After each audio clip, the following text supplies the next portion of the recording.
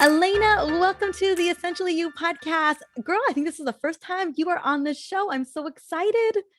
Yeah, I'm super excited to be here. I know we get to see each other quite often, especially recently. And so, yeah, getting to be on your show is going to be great because we've got some really great, important stuff to share today, don't we? Yes, we do. And I just realized that when this episode goes live, you and I are going to see each other again. We're going to be in Scottsdale together. So literally be together when this goes live. Maybe we'll do a Facebook Live or an Insta Live to promote since we'll both be in the same room together that That would week. be fun. Yeah, it would. Absolutely. So you are one of my favorite practitioners. You are such an inspiration to me. I know that when I did an interview with you when I was pregnant back in December, I think I was pregnant literally 2 weeks before giving birth, and you brought your incredible Dr. Mama energy to me, and I will never ever forget it. Like I just felt so held and so supported by you after we had a conversation just about preparing for motherhood. And I just want to say that you have supported so many people, including women, just in their journeys. And one of the areas where every single one of us struggles, I believe to be true, is just kind of dealing with a lot of the trauma kind of that we have pent up inside of our bodies and how that shows up in the relationships that we operate in the way that we communicate with people, our inability to manage emotions. I always say that I'm working on emotional maturity, but I have a ways to go on that. And I wanted to know, given that so many of us are struggling with trauma and trying to heal from it, or at least hopefully working through healing with it, kind of what was the impetus for you to want to study it and you to want to be a part of the solution? Um, Two things really. Number one, it was my own journey back to health. It took me about 5 years to come back from a place where I had full-blown dementia in my 40s, in my early 40s, and I had a lot of other physical things going on. So I had a lot of brain related issues. I had a lot of physical issues. I was very, very sick. And no one seemed to have answers other than a pat on the head. Oh, you're just a stressed out single mom with too many businesses. Go home and take this Xanax and this antiviral and this antidepressant too. Like those were the kind of answers that I was getting from people. So my personal journey, number one, which included amongst many, all the different branches of working with the mind, body, spirit, because that's what we are. We are a combination of these things.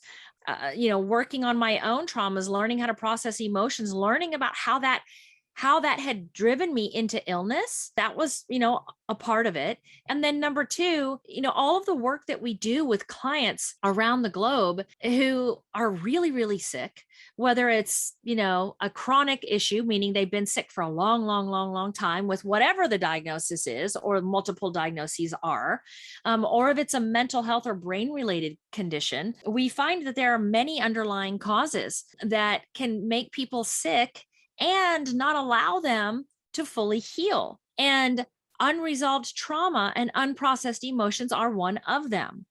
And so that's the other reason why we do this work, because the approach that we have is very unique in that we're not focused on, the reason why you're sick is just, it's all about mold, or it's all about, these chemical toxins, or it's the heavy metals that you have, or it's candida, or it's your adrenals, right? It's all of it, right? Most of the time people have 4 or 5 or 6 different things going on. And while we can test for a lot of these things, right, because we can use evidence-based approaches, which means for the listeners, it means we can test for a lot of these things so that we can have evidence that our human brain can wrap its mind around to go, oh, okay, yeah, you've got some mold and that's known to cause these problems. And so are the chemicals. And so is this. But then you've got this stuff over here that we don't have the technology yet to test for it, but that's trauma, unprocessed emotions, even our thoughts.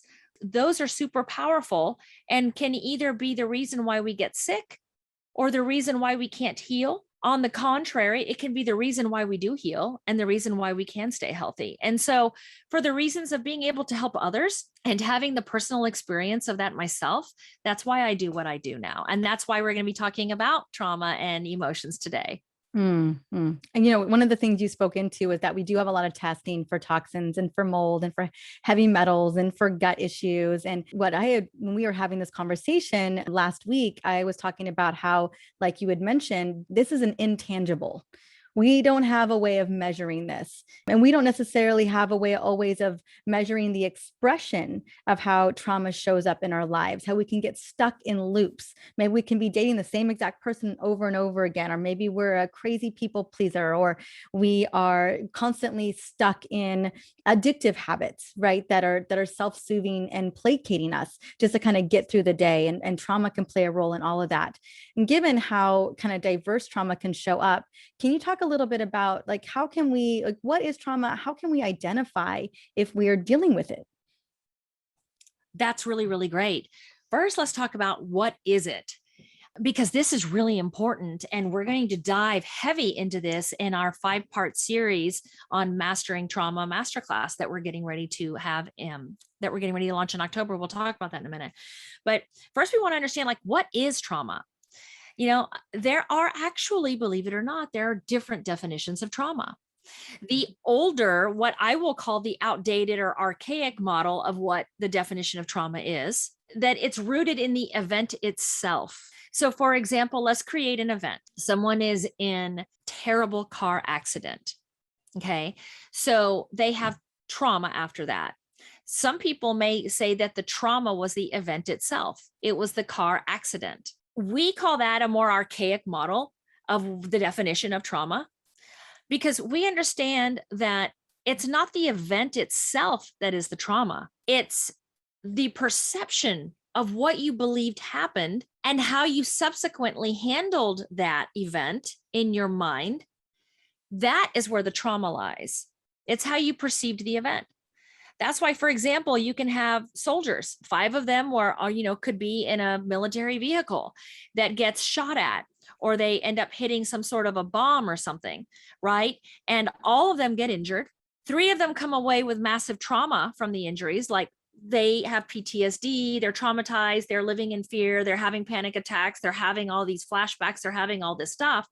And the other 2 are like, well, it was pretty crappy that happened, and it was scary as hell at the time. And then they're moving on. So you have to ask yourself, why is it that 5 people were involved in the same event? 3 of them now are suffering with PTSD and the other 2 are okay. It's because of the perception of what happened to you during that. That is where the trauma lies. And then you ask about, what are examples of trauma? A lot of people think, and this is true, that, trauma can be something like really, really big, like a car accident, like you were in the military and you were in a war zone and you were getting shot at. You were maybe assaulted, right? Something like that we can think of as trauma. But trauma can also be some of the little things that we don't acknowledge, that we're taught to believe or have this perception that some of the little things are not traumatic. So how about the little girl that's in the grocery store with her mom and dad, and she's looking around and she grabs the hand of what she thinks is her dad and looks up only to find that it's a stranger looking down at her and not her dad? That can be traumatic because she thought she maybe lost her parents in the way that she's thinking, how she perceived that, right? Somebody calling you ugly when you're in 2nd grade and pulling on your pigtails, you know what I'm saying, and laughing at you. That can be considered traumatic, right? And so the big things that we think of, sure, those are traumas, but we could also have other little things too that are really not so little when we think about it, because how we perceive it can really rewire our brains and cause us to, struggle with the after effects of trauma for many years.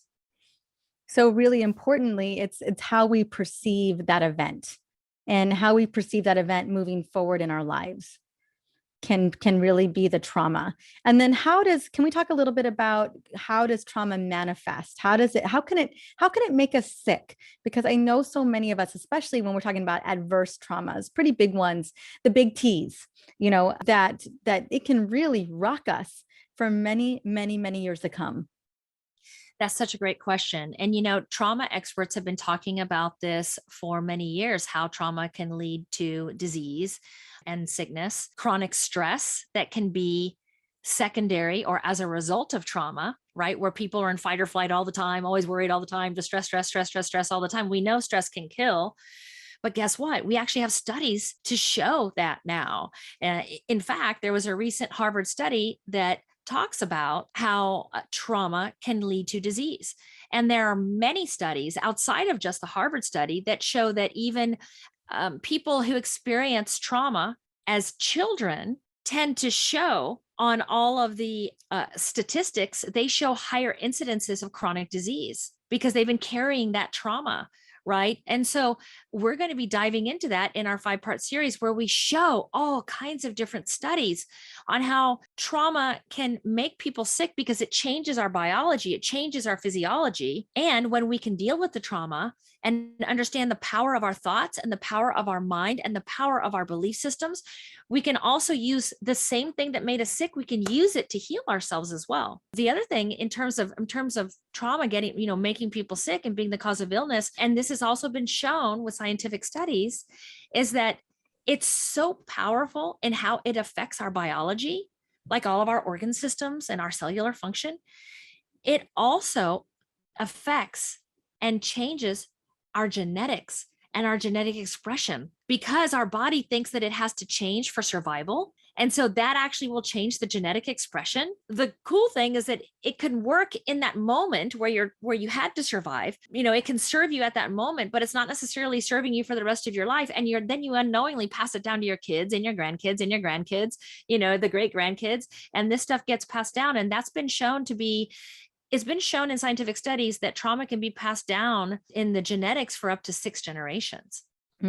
Absolutely. And through, I want to say epigenetics as well. I remember just an example of this is growing up, something happened to my grandmother and she'll never say it's my mom's mom. But you can tell she just doesn't like men. And when we were little girls and my mom had grown up with it, just like this fear around men, don't get in cars with men, don't walk away with men, no, nothing. She taught me how to carry the keys in between my fingers when I was like 4 years old, just in case, and to always park underneath a bright light and to always look so observant anywhere you went, like from the parking lot to the grocery store, whatever it was. And as little girls, this even not only epigenetic did that go through to us, but also like behavioral. That's how she was showing us how to behave when we were very young, because it had such a profound impact on her. So I even think within generations of us living, that really shows up because they are being the example of how they feel like you should behave in the world based on their trauma. Oh, that's absolutely true. Our environmental influence is absolutely huge. It plays a huge role. And, when we're talking about epigenetics, we're talking about how our environment influences our genetic expression and even our biological expression. And so, if we're having influences that are putting us into certain belief systems, or which we can call constructs, certain belief systems that are not serving us, like giving us this unfounded fear of men, for example, then when we grow up with that belief system, then we're always going to have the alarms firing off every time we see a man, and we don't even know why, until we start really breaking it down and diving into that to really explore, why do I have this? Why am I feeling like this? We may not even notice that we're going into fight or flight, or that the alarm systems are going off when we're around men, because we may be so used to the construct or belief system and the fact that we have to be around guys all the time. I mean, we're in this, unless you're going to be in a bubble, right? We're going to have men and women and dogs and cats and children, boys and girls and all kinds of things. And so we'll have this uneasiness that happens, this biological shift that happens every time that we're around men because of this belief system. So it's working in this subconscious programming. It's absolutely fascinating how we can be influenced by our environment. Mm-hmm. Well, and one of the things you had mentioned is the chronic stress, because of those belief constructs. I definitely dealt with a decent amount of trauma when I was younger, and I always thought I survived it. I recovered from it. And what I realized over time, I know we had that conversation a little bit, is that I became this major overachiever. Like I got the download really early in life, dealing with some of these experiences that I'm the only person to rely on. And I've got to make sure that I'm showing up to survive. And then that just kept manifesting in everything that I did. And there were so many side benefits to it, so many side benefits. But then ultimately, you can't run that fast for that long without some major it's just wear and tear. I always call cortisol the wear and tear hormone, and I was literally it was my drug of choice for many years. And so I was wondering, especially women, because this is so many women listen to this show, who are stuck in this rat race of just driving, cortisol, kind of like having the amygdala hijack the rest of the brain, that we begin to see a lot of hormone issues, as one of the things in which where we start to see illness. Is that something that you've seen as well, especially in women? Absolutely. I mean, it almost goes hand in hand every time. When you have chronic stress, you are creating more stress hormone, which stress hormone, guys, for everybody listening, guys and gals, all the ladies, we have stress hormone, and it's a beautiful, amazing thing. We actually are using a stress hormone right now to have this conversation, right? But there's a difference between normal levels and normal function of that stress hormone versus the rest hormone, right? And the chronic high levels of it. When we have that imbalance in the hormones, just as if we have an imbalance in our blood sugar or an imbalance in anything else in our body, it's going to make us sick. It's going to cause all this chain reaction of different chemical reactions to happen in our body. And when we're talking about the stress hormones, those are actually very, very closely tied in with our thyroid and our reproductive hormones. There is like this axis, there's this relation. If any one of those goes down, so to speak, if any one of those starts to have a malfunction in its engine, either thyroid, female hormones, or the adrenal hormones, if we start having an imbalance in any one of those, it's going to cause a domino effect and start to cause some sort of imbalance or instability in the other systems as well. And so, yeah, whenever we see people that come to us and they're chronically ill, one of the many things that's going on with them, like 90% of the time, is that they also have hormone imbalances. And some of them come to us more directly for hormone imbalances. And when we dive in a little bit further, we see that there are a lot of other things going on. And inevitably, we end up finding that there are 3, 4, 5, 6 different things going on inside their body, including issues with unresolved emotions, like unprocessed emotions, unresolved traumas, that has ultimately led them to having hormone issues. And once we clear that out, once we identify all the things, and we start removing the barriers to healing, their body starts coming in line, and it will also respond better to the protocols that one might put their client or their patient on. They'll respond so much better when you remove the barriers to healing. So powerful. Now, I want to just kind of pivot really quickly to probably one of the biggest situations that have come up for us this last year and a half, the pandemic, and how that has, depending on what the circumstances is, whether people have lost family members or women have had to leave the workforce to come and take care of their family and become the ultimate caretaker. But we have seen a massive increase in depression, anxiety, and mental health issues over the last 15 to 18 months. Can you talk a little bit about what is going on? Why are we having such an adverse effect to this pandemic? So that's such a great, great question. And this is just my perspective. So what I say here, it may not be your perspective. It may not be your truth, but this is my truth. I think we can all agree that we've had some crazy stuff happen in the last 18 months, things that we never thought that we would see, almost to the point of it's hard to even wrap our head around it and believe that it's really happening, right? Which that in itself can be traumatic. When you can't wrap your head around something and you can't make sense of it, that can be traumatic in itself. I believe that the reason why we've seen this massive increase in anxiety, depression, suicides, chronic illness, because chronic illness, it'll flare up when people are in fear and they're having a lot of stress and they're just freaked out, right? We were already teetering on that before this happened. We have not been taught in our culture, and in many cultures, in most modern cultures these days, we're not taught emotional intelligence. A lot of people don't even know what that means. Right? I thought I knew what it meant like 7 or 8 years ago, but I didn't know what that meant. I thought I did. We're not taught how to navigate emotions. We're not taught how to process trauma. We're not taught any of those things. What we're taught is coping mechanisms. If you've had a trauma or you're struggling with something mentally, right? Mentally, quote unquote, you take a pill for it or you go to talk therapy. And we can talk if you want to, we can talk in a couple minutes on why talk therapy in many cases is more damaging than it is good. Or we use other coping mechanisms like we'll do, we'll work all the time. Like, we will overperform. We'll find other things. We'll drink alcohol, right? We will, get on social media and we'll bury ourselves on TV or on the screen all day, or, different things like that. And so we were already teetering. We didn't have a strong foundation for resiliency before this happened. And this has been generations. What are we taught? Oh, don't cry. Just, pick up your big girl socks and keep on going. Pull yourself up by your bootstraps and keep on going. Like, just let it go off your shoulder, like, or pray about it or whatever. Like, these things just haven't really served us. If we had emotional intelligence, if we knew how to navigate through trauma, I believe, and this is my perspective, I believe we would not be in the situation that we are now.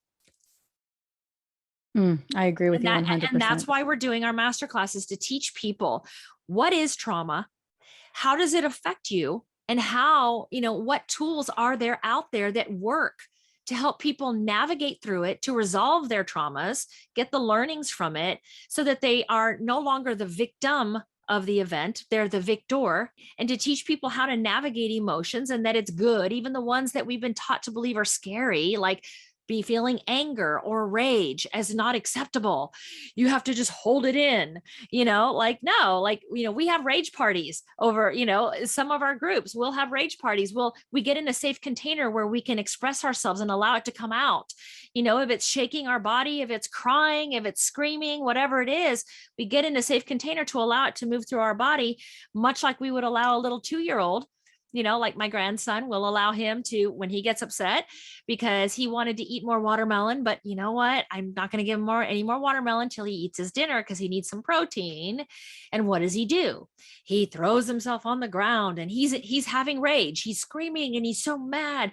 And if we just allow him to express himself, it's usually done in under 5 minutes. And then he's happy again and he's ready to eat dinner. But as we get older, we're taught that that's not acceptable and that, we have to just hold it in and we can't express ourselves. It's so true. I mean, all of us grew up that way.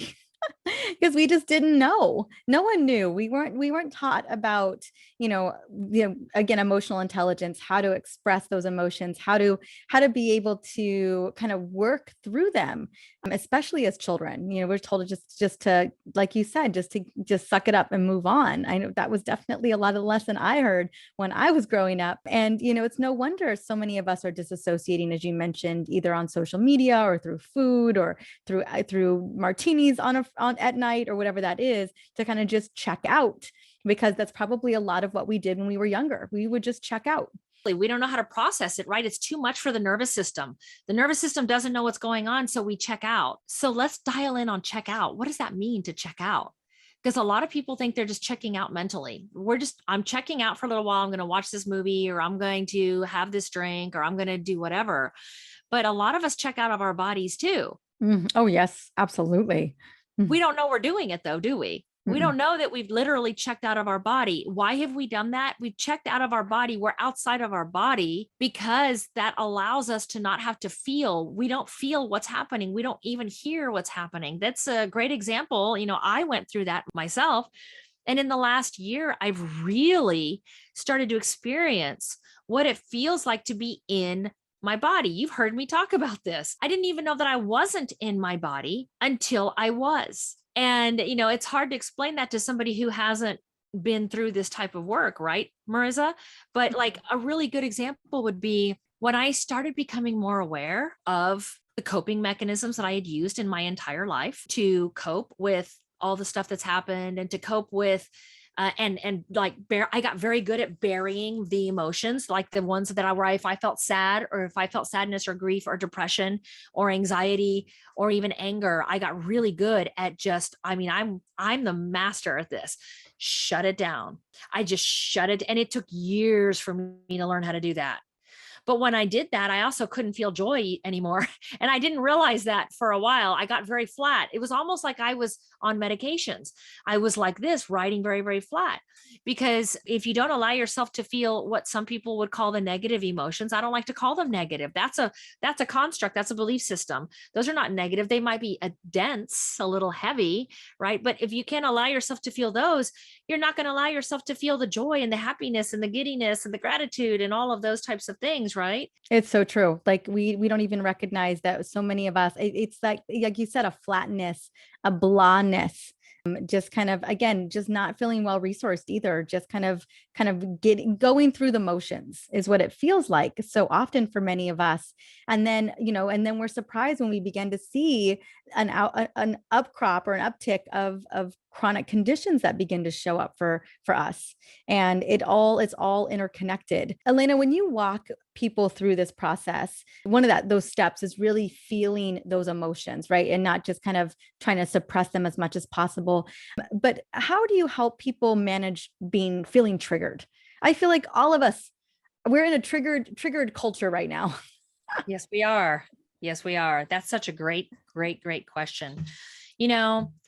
I feel like there's a lot of good that is coming out of this as well. It looks scary. We're like, oh my God, we're seeing a huge, huge divergence in realities or timelines right now.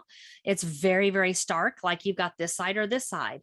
And if you're on this side, you don't like the people on this side. And if you're on this side, you don't like the people on this side. I mean, it's crazy. We've never seen this before in our history, in our recorded history. Things that everybody's been burying their whole life, stuff's coming to the surface. It's kind of like a pressure cooker. All it took was the last 18 months to build up so much pressure of all the things that we've been submerging and pushing down all of our lives. And for generations, it's all coming to the surface now. And so everything's triggering everybody. There are answers and solutions for that. And it's absolutely so amazing. There are things that can be done.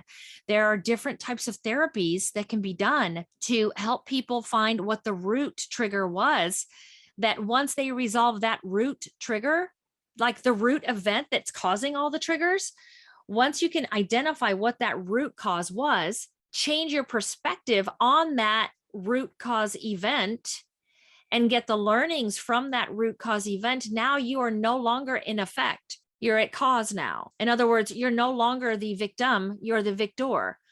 You're the wise one now because you've overcome it. You literally have been able to overcome it. And once you do that, you don't have any more charge. There's no charge, emotional charge to the event anymore. And therefore, any of the things that were triggers are then no longer triggers. So if people are finding, for everybody listening, if you're finding that something is triggering you, think about what the root was of that. Think about what the root cause was of that. And without having a coach, just kind of like if this was like a do it yourself kind of a thing, go back to the event in your mind, but don't drop down into the event. Don't do that, because you're going to then be your subconscious mind is going to think you're right back in the event again. And then your conscious mind is going to think that too. And you're going to start crying and you're going to get all the emotions, all the thing, because you're literally in it again. Yeah. Your body's going to think that you're right back in the event. So don't go down into the event, but get the event like it's on a picture screen and you're watching it like a football field away, so that you're watching it from a distance and you can see yourself in the event, but you're at a distance far enough away that you're not feeling very triggered by it. You're not feeling a lot of emotion. You're just watching it, right? And if you feel emotion, then make it further away, 2 football fields, 3 football fields away, and look at the event and look at what happened, and then go back to anything leading up to that event and watch it on a picture screen like you're watching a movie, and then dissect it and go, what learnings can I get from this? What learnings can I get from this? This is a very simple technique. If you have a coach that is experienced in this particular technique, they can literally walk you through and teach you to navigate that. But that's something that you can try on your own, and you can actually move through the triggers. Another one is something that's called perceptual positions. So if you had an emotional event, for example, like maybe someone had an emotional event or a series of years of an issue, like with a relationship with your mother, for example. You can put yourself into a perceptual positions where find yourself a safe space with a partner who can do this with you, right? And you can pretend that your partner is your mother, and you just literally say everything you want to say, all the unsaid stuff, everything you ever wanted to say. It doesn't have to make sense. You're in a safe space. You can say whatever you want. You can say it however you want, use whatever words you want. You can cry, you can scream, you can do whatever. And then you take a break. You need to break that state. So go and smell some essential oils or something for a couple minutes, take a break, then come back into it with this partner. Pretend that your partner is you, and now you're your mother. That's a perceptual position that can really bring a lot of that unconscious higher self knowing that our brain just could never conceive of. And you can understand where your mom was coming from. That may be why she was so controlling, why she was so mean, why she did the things that she did. When you put yourself into that, put yourself into her shoes, basically, right? And so there are some different techniques that when they're used together can really help people to overcome their triggers. Triggers is just a symptom. Mm-hmm. It's your trigger. It's a warning sign. It's trying to tell you, hey, we really need to deal with this from 20 years ago. Can we please deal with this, please? Can we please deal with this, please? So if any of your viewers and listeners are resonating with this and they're like, oh my God, I'm getting triggered all the time. Well, guess what? The trigger is a sign. It's trying to tell you something. It's an SOS signal. And so burying the trigger or getting rid of the trigger by just avoiding it is not really fixing the issue. Finding what the root cause of that trigger was and dealing with the root cause, that's what's going to get you long-term resolution.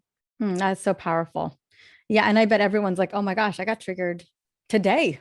I got triggered yesterday. I'm triggered all the time. Right. And, I think you're absolutely right. It's a symptom of the bigger root cause and getting into it. And I get that maybe you don't know what the root cause of that trigger is. I think that's why this masterclass is so, so important. I'm so grateful to you for creating this and curating this for us for free so that we can get a window into what is going on, that we can further investigate what are the drivers of a lot of what fires us off and, has us given someone the business, in the middle of the parking lot, whether it's a stranger or your partner or whoever it may be. And so, just even being a knowing and understanding of what is going on, I think is that first step, that awareness piece is what a lot of us are still lacking.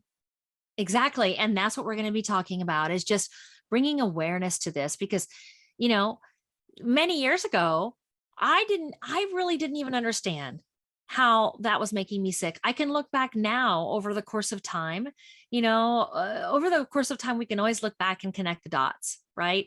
And so when I look back on my life, I can connect the dots and I can see that a lot of the belief systems that I had, a lot of the thoughts, the anxiety and the depression that I had, a lot of the things that I was manifesting in my reality in terms of my business success, my financial success, my relationship success, and my health, they were all highly affected by the traumas and suppressed emotions that I had from my childhood, and generational too. Because as I've started digging into this, I keep seeing new levels of a baseline health for myself. 3 years ago, if you had talked to me, I would say, oh yeah, I'm healthier than I've ever been. And now I can look back at 3 years ago and go, oh my gosh, well, that was the baseline I had then. But every year since then, I keep getting better and better and better. I'm in my 50s now, and I'm truly reverse aging because I'm dropped the construct that I'm old or that 50 is old. I brought myself out of menopause, doing all of the emotional work, working through the traumas and really learning and becoming a master at navigating my emotions, brought my periods back. My eyesight has actually, I'm still wearing readers here. They're not as strong as they were, but my eyesight actually got a little bit better from last year to this year. And I've got the prescriptions so that when I'm ready to actually show myself as a case study, I can show that. And the eye doctor was super surprised and said, wow, we never see this. I'm like, well, what do you mean?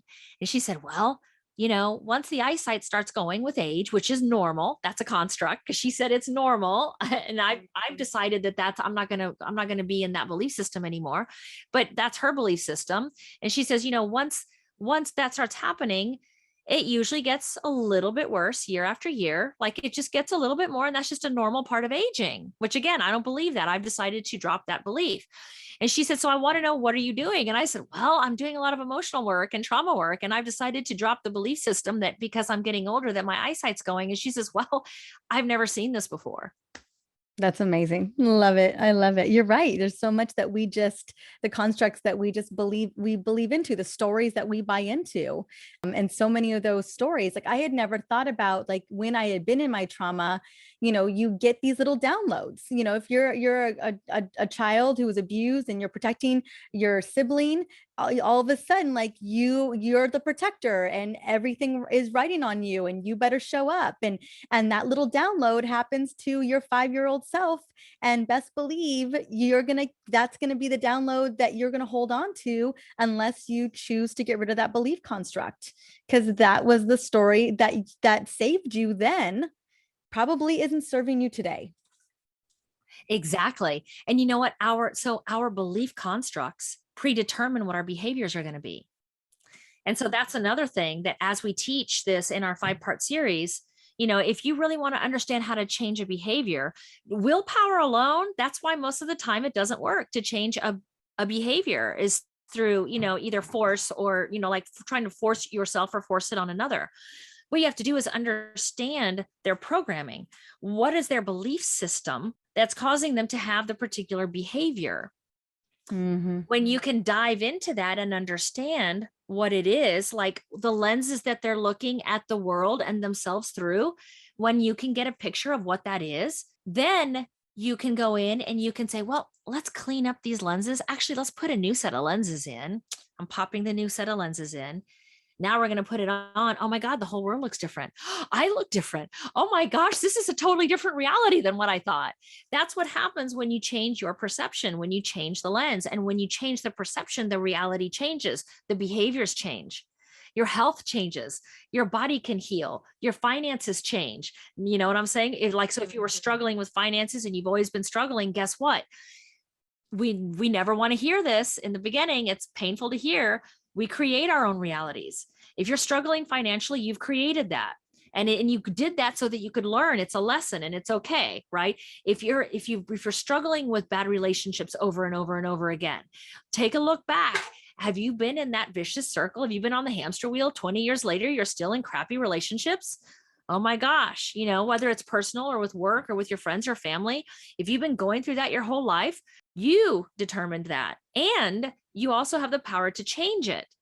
And we're going to be diving into all of this in our 5-part series. I love it. And the 5-part series is going live in about 5 days, which is exciting from this airing.